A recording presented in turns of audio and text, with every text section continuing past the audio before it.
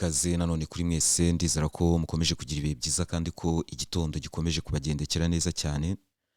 Podcast yacu muri iki gitondo cyo ku itariki 3 z'ukwezi kwa gatandatu 2026 ndagira ngo tuganire duhereye mu burasirazuba bwo hagati noneho tuze gukomereza muri Ukraine.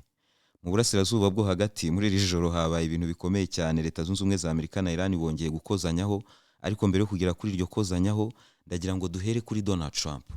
Donald Trump murabyibuka ejo twari dufite amatsiko yo kumenya Donald Trump arakora iki nyuma yuko Netanyahu amusuzuguye. Donald Trump yategetse yuko abanyayisiraheli bahagarika intambara kuri Libani, abanyayisiraheli barabyanga. Murabyibuka ejo minisitiri w'ingabo za Israel yavuze yuko nubwo Donald Trump yategetse yuko bahagarika intambara bo badateganya kuyihagarika. Kandi ibi ni ibintu bashyize mu bikorwa kuko kuva ejo ni mugoroba abanyayisiraheli bari barimo kurasa kuri Libani mu buryo bukomeye cyane. Amakaritiye yo mu majyepfo ya Libani barayasenye ku buryo bukomeye cyane. Habaho intambara ikomeye hagati yabo na Hezbollah, intambara yahitanye abasirikari 4 ba Israel nkuko Hezbollah irimo kubitangaza n'ibitangazamakuru by'abanyayisiraheli birimo kubyemera. Abasirikari 4 ba Israel baguye muri ibi bitero, abandi benshi barakomereka. Abanyayisiraheli nkuko nayo babwiye, usibye kuba barimo gusenyera abaturage no kwica abasivili, ariko muri operasiyo za gisirikare Hezbollah irimo kubaha ikizamini gikomeye cyane kubera ikoranabuhanga barimo gukoresha. Tumaze igihe tuganiraho, ingabo za Israel zitamenyereye ziri guhura n'ibibazo bikomeye cyane. So Donald Trump nyuma yuko bamusuzuguye, murabize ejo twibazaga niba Donald Trump ari buze guhangana na Netanyahu cyangwa se niba ari uri buze gushyira umupira hasi nkuko asanzwe abigenza ku bantu bose bamushyizeho resistance. Icyo nicyo kintu twibazaga, barahangana cyangwa Donald Trump arasubira inyuma. Icyabaye rero nuko Donald Trump bigaragara yuko yasubiye inyuma nkuko asanzwe abigenza.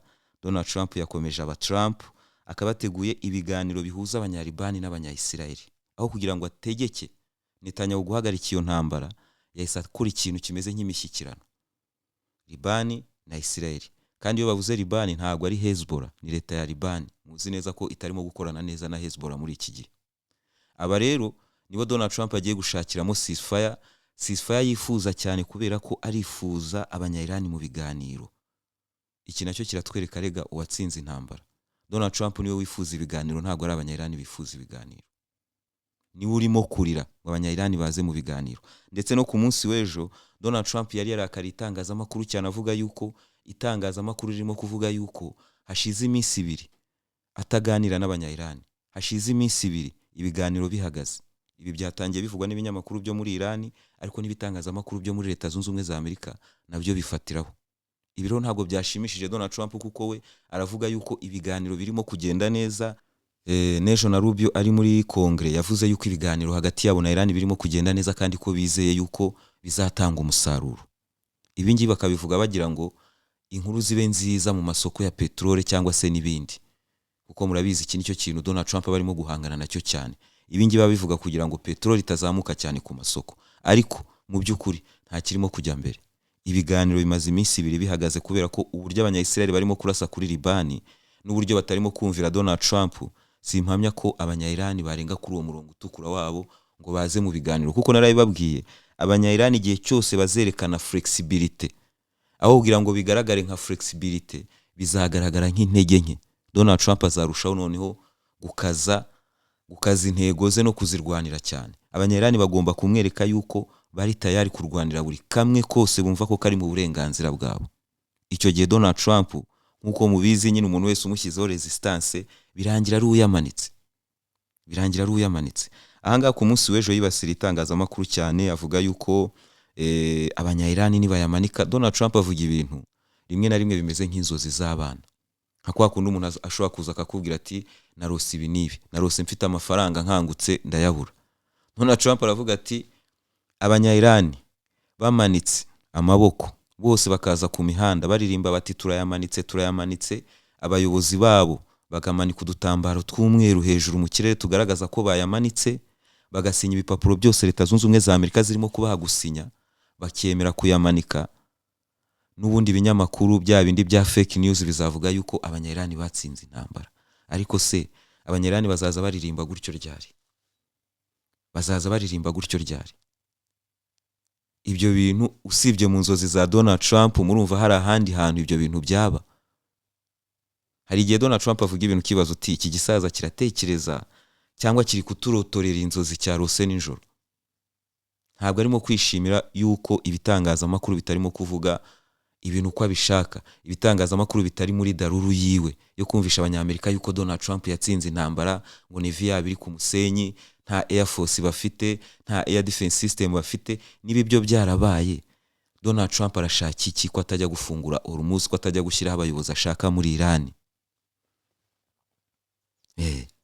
Donald Trump bavuga ko abayobozi ba Iran yabishe yabamaze, ubu ngubu abasigaye ngo barimo kugerageza kumwumvira kugira ngo nabatazabica. Uyu niwe muteroriste wa mbere ku isi, nongere mbibasubiriremo. Uyu niwe muteroriste wa mbere ku isi.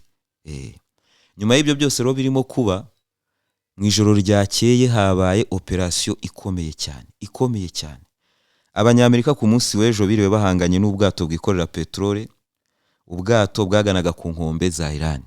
Abanyamerika nk'uko CENTCOM yabivuze mu itangazo ryayo, iravuga yuko basabye ubu bwato guhagarika urugendo bwari burimo bwo kujya ku nkombe za Iran. Ubu bwato buranga burakomeza bujya ku nkombe za Iran.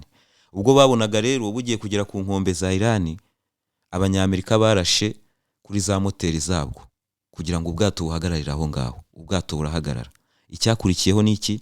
Abanyarani babonye babarasiye ubwato, nabo bahise barasa ubwato bwari ku nkombe za Emirati. Ubu n'ubwato bavuga ko ari ubw'abanyayisiraheli cyangwa se ibihugu bifatanyije n'abanyayisiraheli, bwitwa Panaya. Ubu bwato bahise baburasa nabo. Abanyamerika babonye abanyayirani babasubije, bahita bajya kurasa noneho aho abanyayirani barasiye ku kirwa bita Keshme. Ku kirwa bita Keshme, ahanga niho abanyayirani bari barimo kurasira. Iki kirwa abanyamerika bakirasheho nk'inshuro zirenga 5, kuko nabonaga barimo kuripotinga ibitero nanone ku kirwa, ibitero nanone ku kirwa, ibitero nanone ku kirwa. Kuri iki kirwa nyine inshuro zirenga 5 abanyamerika baharashe. Abanyayirani rero bakoze iki? Muri kwa kutavugirwamo kwabo tuzi, ntago bari guceceka kuri ibyo bintu. Abanyayirani bahise barasa kuri Emirati, barasa kuri Arabia Saudite, barasa kuri Kuwait, barasa kuri Bahrain. Abo hose barashe ku bibuga by'indege, usibye ko nko muri Kuwait barashe no ku kibuga cy'indege. Ni kuvuga ngo ibi bihugu byose mbabwiye muri aka kanya, usibye hejuru ya Dubai hari kugaragara indege nkeya mu kirere cyayo, indege ntago zirimo kugenda hejuru y'ibi bihugu, byahise bifunga ikirere.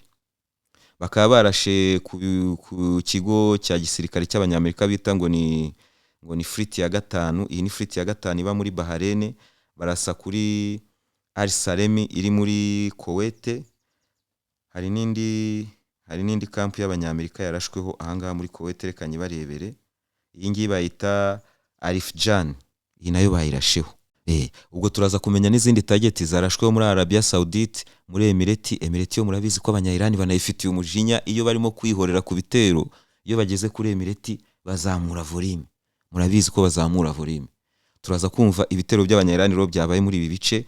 CENTCOM nk'uko irimo kubivuga, iravuga yuko misile zose z'abanyayirani zaganaga muri ibi byerekezo babashije kuzihanura, ariko iyo ngiyo ni propaganda ya CENTCOM, ni propaganda y'abanyamerika. Igihe cyose abanyamerika babivuga uko nguku, ariko nyuma yaho tukazasanga misile zakoze amabara.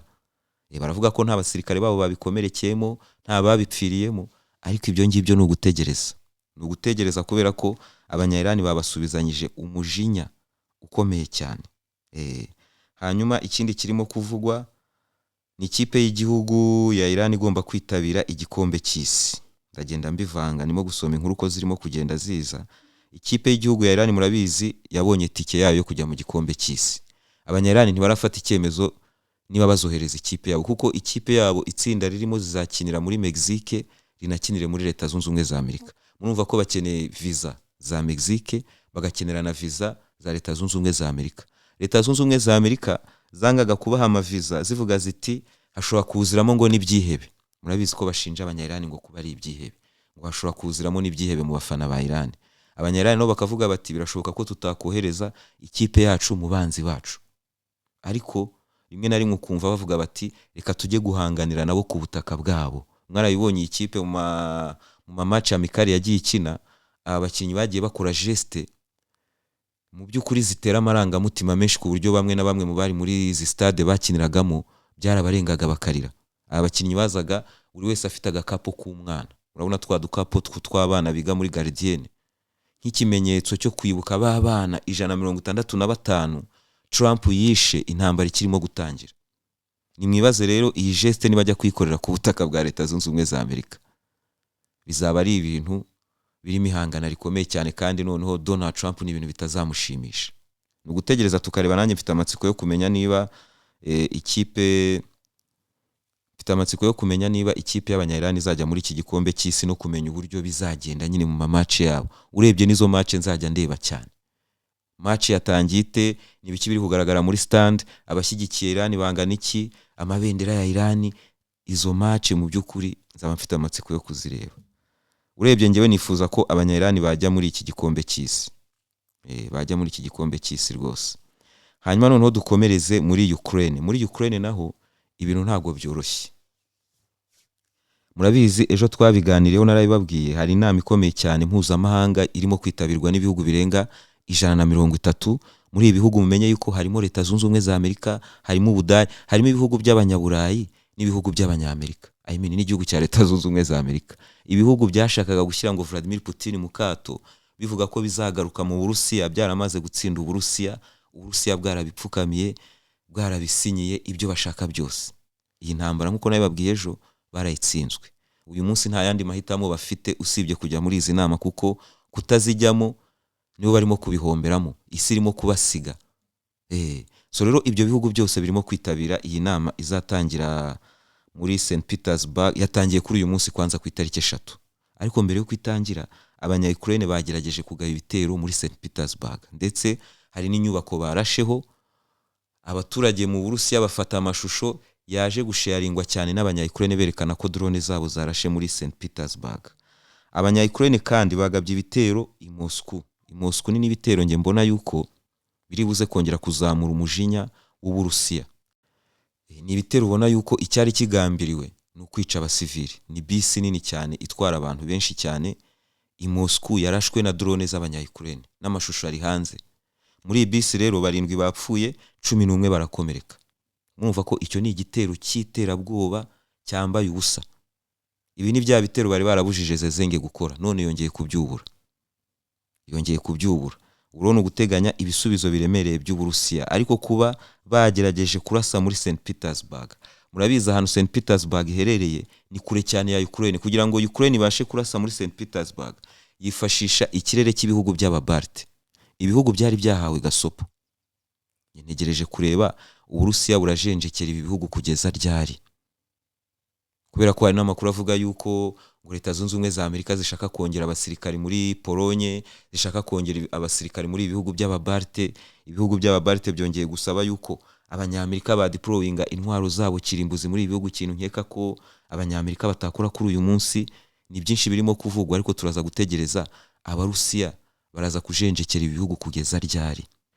Murabyumva ko rero abasivili babipfiriyemo. Turaza gutegereza turebe icyo Abarusiya baza kubikoraho. Ni mu bitero bya drone 21 zose Abanya-Ukraine bagerageje kohereza muri Moscow, umurwa mukuru w'Uburusiya. Hanyuma Uburusiya rero nabwo bwagabye ibitero bikomeye cyane muri Ukraine. Hari byabaye muri iri joro ryakeye, hari n'ibyabaye mu ijoro ry'ejo. Nyuma y'ibyo bitero kandi Zezenge arateguza Abanya-Ukraine ibitero bishobora kuba kuri uyu munsi cyangwa ku munsi w'ejo nanone biremereye nk'ibyabaye mu ijoro ry'ejo. Mu bitero byabaye mu ijoro ry'ejo ndagira ngo mumenye ko harimo kampani y'Abashinwa yarashweho na drone z'Abarusiya, na drone z'Abarusiya na misile z'Abarusiya. Baranayishwanyaguje mu buryo bukomeye cyane.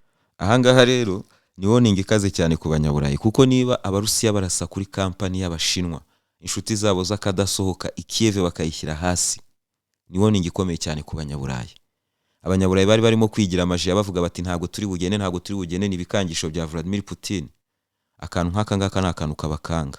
Kandi noneho niba mwumva ngo barashe kuri kampani y'Abashinwa, biranashoboka ko Abanya-Ukraine nabo bayikoresheje mu nyungu za gisirikare, kuko bari bazi yuko ari y'Ubushinwa Abarusiya batazarasa kuri kampani y'igihugu cy'inshuti, ariko bayishyize hasi mu buryo bukomeye cyane. Drone nyinshi cyane na Iskander kuri iyi kampani y'Abashinwa. Wewe nguru Umufaransa, nguru Umwongereza, nguru Umudage, ngo ntago ushaka kugenda ngo Abarusiya barimo kubrafinga. Hagume tubirebe.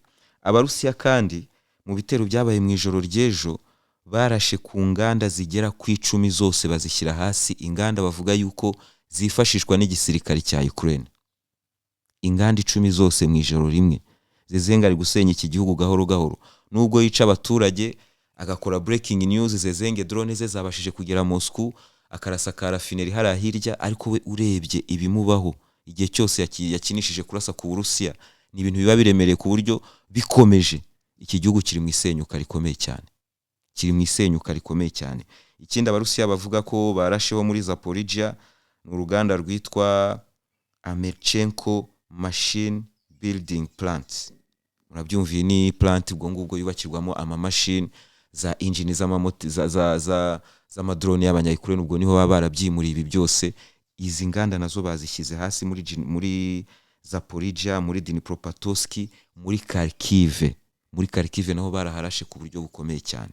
Izi tageti turakomeza kugenda tuziganiraho kubera ko harimo n'ibibuga by'indege n'indege z'abanya-Ukraine zagiye zirasirwa muri ibi bibuga by'indege.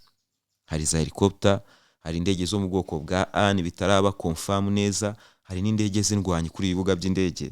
Abarusiya barasho kuko barashe ku magaraje yifashishwa n'igisirikare cya Ukraine, barasa ku nganda zifashishwa n'igisirikare cya Ukraine cyane cyane mu kubaka ibijyanye na za moteri, bangije byinshi cyane, n'ibibuga by'indege byararashwe ku buryo bukomeye cyane. Izi tageti rero uko zigenda ziba confirm turagenda tuzigarukaho gahoro gahoro. Hanyuma tuje ku mirongo y'urugamba. Ku mirongo y'urugamba reka mbashyiriremo ikarita y'ibihe bya nyuma by'umujyi wa Konstantinivka. Murabyibuka ku munsi w'ejo narayibabwiye, Konstantinivka iri mu marembera. Namwe ni mwirebere. Ingabo za Ukraine ziri muri uyu mujyi byatangiye kwemezwa ko nta nzira zisohoka zifite. Ndetse abanya-Ukraine ubwabo barimo kuvuga yuko General Siski yamaze gutanga ingabo ziri muri uyu mujyi n'uyu mujyi. Murabyibuka ko abanya-Ukraine barimo gutsindwa ntago bevakiwe ingabo zabo. Ntago bagenda ngo bavane ingabo zabo bavuge bati uyu mujyi wamaze gufatwa, reka tuvanemo ingabo zacu tuzitabare tujye gutegerereza abarusiya ahandi hantu. Ntabwo ariko General Siski na Zezenge babigenza. Za ngabo bazirekera muri wa mujyi ngo kugira ngo zitinze abarusiya kugera kuri iyo ntsinzi baba bagiye kugeraho. Ubuzima bwabo nta kintu babuvuze. Naha muri Konstantinivka rero niko bimeze. Ingabo za Ukraine ziri muri uyu mujyi bamaze kuzitamba. General Siski nta gisubizo afite. Ni gutegereza rero benshi bazafatirwa muri uyu mujyi. Niko kandi ibintu bikomeje gukomera cyane mu byerekezo byo muri Dnipropetrovsk, mu byerekezo byo muri Zaporizhia, Kharkiv na Sumy. Aho hose kandi nge nkaba nteganya yuko ibintu bizarushaho gukomera niharamuka habayeho bya bitero biturutse muri Belarus.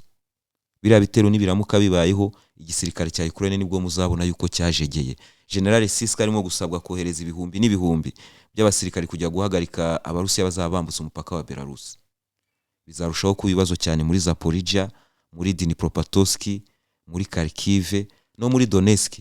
Muri Donetsk imigi ya Slovianski, Kramatorsk, Druzivka bavuga ko ari imigi y'imitamenwa.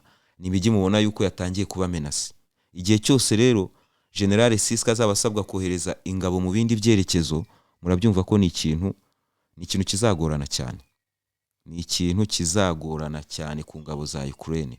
Icyo kintu ngenda gitegereje cyane kandi ndateganya ko niyo karita ya nyuma Vladimir Putin ateganya gukina. Biranasa naho niba atari amayeri Zezenge yatangiye kuzana, birasa naho nawe yatangiye kuyibona, kuko Budanov yavuze yuko Zelensky yatanze itegeko ry'uko intambara irangira mbere yuko twongera gusubira mu gihe cy'ubukonje. Zelensky twari tumaze igihe tuvuga yuko we n'abanyaburayi barimo gushakisha uburyo intambara yakomeza indi myaka 2, 3, 4, 5. Aravuga yuko yamaze gutanga itegeko ry'uko bakora ku buryo intambara irangira mbere yuko twongera kwinjira mu gihe cy'ubukonje. Ibi ngibi bahise babibaza Peskov. Baramubaza batese Zelensky ko yavuze yuko bagiye gushyiramo imbaraga ngo intambara ikarangira tutarasubira mu bukonje, urabivugaho iki? Peskov muri kakajwi ke kitonze k'ikirusiya gikomeye cyane yavuze ati Zezenge ashatse intambara yanayihagarikira ijoro. Icyo asabwa no kuvana ingabo ze ku butaka bw'Uburusiya. Ntabwo yavuze Donetsk cyangwa hehe, ariko ibinyamakuru byo bita byongera akantu ka Donbass. Bita bitwibutsa ko ngo abarusiya barimo kuvuga yuko abanya-Ukraine basohoka muri Donbass intambara izahagarara, ariko murabizi ko sibyo. Na Vladimir Putin ejo bundi yarabivuze, noneho we yarabivuze mu magambo arabitomora, apana kuvuga ngo bave ku butaka bw'Uburusiya ubundi mu bisobanuro uko mubishaka. Oya, yaravuze ati Zezenge niba ashaka ko intambara ihagarara ni ugusohoka ku butaka bw'Uburusiya, Donbass na Novorossiya. Iyo bavuze Novorossiya ni Kherson na Zaporizhia. Vladimir Putin yabivuze neza nta kurya indimi. So rero abanyaburayi bakomeza kwibeshya ko basohotse muri Donetsk intambara yahagarara, ariko ntago bishoboka. N'abarusiya benshi uyu munsi baravuga yuko ibiganiro nta kintu bizabagezaho, intego zabo bazazigeraho banyuze mu ntambara. Gutegereza tukaza kureba ibyo bintu icyo bizageraho. Zezenga ukomeje kubura abasirikari. Ejo TCC yafashe umudage ariko nkurikije ukuntu inkuru bazanditse ni umunya-Ukraine wagiye mu Budage abona ubwenegihugu bw'Ubudage, amaze kubona ubwenegihugu bw'Ubudage asesa ubwenegihugu bwe bwa Ukraine. Ushobora kugira ubwenegihugu bubiri, ariko ushobora no guhakana ubwenegihugu wari usanzwe ufite. Ubwa Ukraine rero yari yarabwivanyeho, aza rero muri Ukraine ngo gutembera ngo ni Umudage. Bamufashe ati ngende Umudage, yerekana n'ibipapuro byerekana yuko yavuye ku bwenegihugu bwa Ukraine, ariko se bamwumvise, bakeneye abasirikari, bahise bamumobiliza ku ngufu. Ni ugutegereza tukareba niba Ubudage buri buze kuvugira umuturage wabwo, ariko abanyaburayi barimo kuganira ku kintu cyo kwirukana abanya-Ukraine bafite imyaka yo kujya mu gisirikare. Ibi nibyo byari njya mbabwira. Abanyaburayi n'abanyamerika bahora batwigisha uburenganzira bw'ikiremwa muntu, nibo ba mbere kuva, reka mvuge ngo kuva civilisation zatangira, nibo ba mbere bahonyora uburenganzira bw'ikiremwa muntu, nibo bakolonije hafi isi yose. Amabara yabaye mu gihe cy'ubukoloni twarayabonye. Abangaba nibo bagiye gushinga ibihugu hirya no hino bishingiye kuri genocide. Buri icyo kintu nimukajye mukibagirwa. Nimuzajya mureba ibihugu nka za Australia, mukareba ibihugu nka za Leta Zunze Ubumwe za Amerika, ibihugu nka za Israel, ibyo byose ni ibihugu byubatswe kubera ko bakavukire babyo barishwe. Bakavukire b'abanya-Australia barishwe, n'uyu munsi muzabibona amadocumentary abereka uburyo byagenze, n'abasigaye bagerageza kwivugira, ariko kubera ko ari bakeya nyine basa naho bashize, ntabwo bumvikana. Abanyamerika uyu munsi Donald Trump yavuze ati twebwe turi abanyamerika, barasa abanyamerika, baranabanyaburayi. Bakavukire abanyamerika baratsembwe, baramazwe. Ubu ni banyamuke n'ururimi rwabo. Baravuga ngo ejo bundi Peter Hegseth yaravuze, ni Peter Hegseth uyu ministre w'intambara, Peter Hegseth, sinzi ahantu bagiye muri zimwe muri state za Leta Zunze Ubumwe za Amerika zirimo abantu b'abalatino benshi. Ahangaha kenshi kugira ngo mwumvikane n'abaturage biba ngombwa ko muvuga ikilatino. Peter Hegseth bamusabye kuvuga mu kilatino, aravuga ati njyewe nyakubahwa president, njyewe mvuga ikinyamerika yavugaga ni Icyongereza. Ubwo muza abantu bamusetse nyuma yaho, video zakozwe nyuma yaho nabo bakavukira b'abanyamerika bamwibutsa yuko ikinyamerika atari icyo Cyongereza, bakamwibutsa ikinyamerika. Ntabwo ushobora kupfa gukimenya, abantu bakivuga ni bake cyane kubera ko barabishe, barabamaze. So rero ibijyanye n'uburenganzira bw'ikiremwa muntu, abanyaburayi bashatse kutwumvisha yuko bagaruye ubwenge, ubu ngubu ari abantu rwose, ariko sibo bubahe, nibo ba mbere bahonyora uburenganzira. Nimwibaza abanya-Ukraine bagiye bahunga intambara bavuga yuko ari intambara itari yabo, kuko iza kuba ari yabo byari kuba bimeze nk'uko bimeze muri Iran. Muri Iran murabibona ko n'abanyamakuru bajyaga ku mipaka kuganira ngo n'abantu bari guhunga Iran, abo bakoreshaga bose za interview mwarabibonye ko ni ibintu byakozweho comedy nyinshi. Umunyamakuru akagenda azi ko agiye kuganira n'umuntu ugiye kumubwira uburyo ari guhunga Iran, agasanga ari kuganira n'umuntu ahubwo uri gutaha muri Iran, akamubwira ati igihugu cyacu kimerewe nabi, ngiye kwifatanya na bene wacu. Mwarabibonye uburyo intambara ya Vietnam yagenze, uburyo Leta Zunze Ubumwe za Amerika zatsinzwe, abaturage bose bashyize hamwe. Ibi ntabwo ari byo biri muri Ukraine, ariko ngo barashaka kwirukana abaturage bose bafite imyaka yo kujya mu gisirikare kugira ngo bajye koherezwa ku mirongo y'urugamba ku ngufu. Amategeko mpuzamahanga avuga iki ku mpunzi? Nimumbwire muri comment. Amategeko mpuzamahanga avuga iki ku mpunzi? Iyo biza kuba ibingibi birimo gukorwa n'ibihugu bya Afrika, abanyaburayi bari kuba barimo kuvuga iki? Abangaba nibo bantu babi ba mbere ku isi ku isi nibo bakoze amabi n'ubu nibo bagikora amabi. Hanyuma ikindi kiri kuvugwa tuvuye aho ngaho dukomereze kuri Polonye. Urwango abanyapolonye barimo kwanga abanya-Ukraine ruri kugenda rurushaho gukomera nyuma y'uko Zezenge acyuye abanationaliste bapfuye kera akaza kubashyingura mu cyubahiro, bakabakorera karasisi gakomeye cyane. Abanyapolonye nabonye uwahoze ari ambasaderi wa Polonye muri Ukraine wari warahawe imidari na Zezenge. Murabizi ko Zezenge ahora atanga imidari ngo ku bantu babaye inshuti nziza za Ukraine muri iki gihe cy'intambara. Harumwe mu ambasaderi bahawe imidari wayisubije, bavuze ati rwose ntabwo nakwambara umudari cyangwa se ntabwo natunga umudari nahawe n'umuntu urimo kwambaza cyangwa se urimo nabivuga gute se, urimo gushimangira amahame y'abanationaliste bakoze genocide hano muri Polonye. Murabizi ko ni ibintu bitangaje cyane kubera ko papa wa Zelensky ni intwari y'Uburusiya, ni intwari y'abanya-Ukraine kubera ko yari ahanganye n'aba nationaliste. None umuhungu we arimo kubaha icyubahiro. Maria Zakharova yaravuze ati Zezenge yagombye kumenya yuko bari abantu ise yarwanyaga iyo baza gutsinda intambara nta nubwo yari kuvuka kuko se bari kumushyira muri cemba ya gaze hamwe biciraga abantu, ntago nawe yari kuvuka. Soro abanyapolonye kubera iyo genocide yabayeyo barimo kwitandukanya na Ukraine cyane, barimo kwitandukanya na Ukraine, barimo kuvuga uburyo bagomba gufunga imipaka yabo, uburyo bagomba guhagarika gufasha Ukraine muri iyi ntambara. Byinshi birimo kuvugwa muri Ukraine kandi muri Polonye kandi biri kuvugwa n'abantu bakomeye cyane. Nugutegereza tukareba aho bigenda biganisha. Zezenge bamusabye kwitandukanya n'ibi bintu byaramunaniye ko birasa naho aba nationaliste aribo bamukoresha, ariko uburyo barimo kumukoreshamo barimo kumusenya ku buryo bukomeye cyane. Hanyuma ikindi kiri kuvugwa, ejo nawe babwiye umunyamakuru bita Candace Owens ari mu Burusiya, nawe yagiye kwitabira inama y'ubukungu iri kubera muri St Petersburg. Uyu munyamakuru yavuze ati bamubajije ku bijyanye na Macron na mukecuru cyangwa se na muzehe Brigitte. Candace yavuze ati byararangiye byamaze kumenyekana.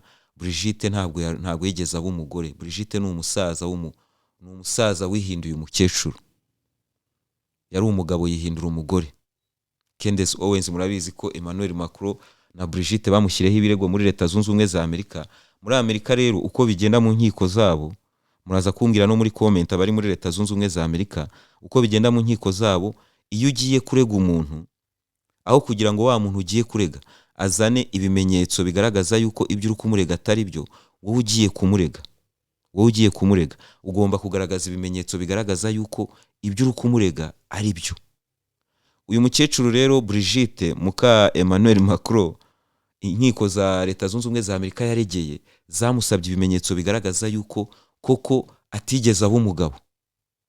Ibimenyetso ntabwo yigeze abitanga kubera ko abanyamerika bashagaga kumupima. Murabyumva ko birasa naho atigeze yitabira izo nkiko kandi ari we watanze ibirego. Soro kuba atarabashije gutanga ibyo bimenyetso nibyo Candace agenderaho avuga yuko Brigitte yari umugabo wihinduye umukecuru. Wenda ntarava kuri aka kantu ka Brigitte, nongere ngaruke kuri ya story yiwe bamucapa urushyi kubera ko hari byinshi byaje kumenyekana. Hari umunya-Iranikazi n'ubu ngubu bibereye muri Iran, Emmanuel Macron ngo atereta. Umunya-Iranikazi Emmanuel Macron atereta. Uyu munya-Iranikazi rero yavuzweho cyane bikavugwa ko Brigitte mukecuru cyangwa se muzehe Brigitte ashobora kuba yarabonye message ziwe na Emmanuel Macron, akaba ariho haturutse rwa rushyi Emmanuel Macron yakubitiwe mu ndege. Nicyo naba mbivuzeho muri aka kanya. Twongere duhure mu kanya. Amahoro kuri mwese.